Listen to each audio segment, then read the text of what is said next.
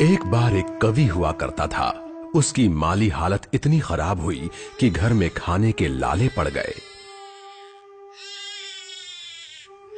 इसी कारण उसने महल में जाकर राजा से मदद मांगने का फैसला किया।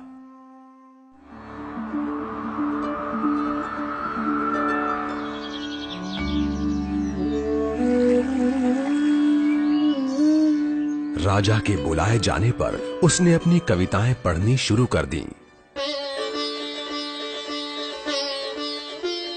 वाह वाह वाह वाह वाह वाह।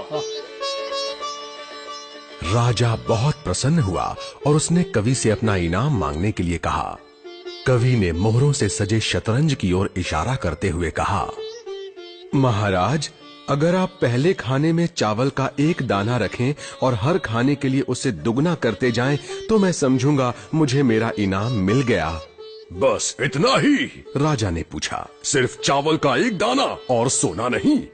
जी हाँ महाराज। तो फिर ऐसा ही हो। दरबारियों ने चावल के दाने रखने शुरू कर दिए।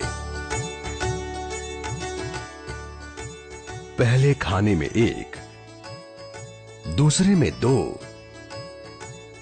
तीसरे में 4, चौथे में 8।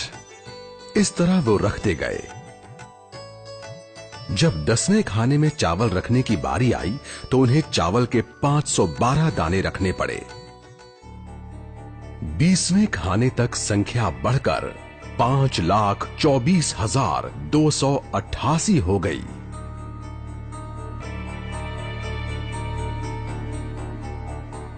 आधे हिस्से तक आते आते 32वें खाने में चावल के दानों की गिनती 214,74,83,648 हो गई।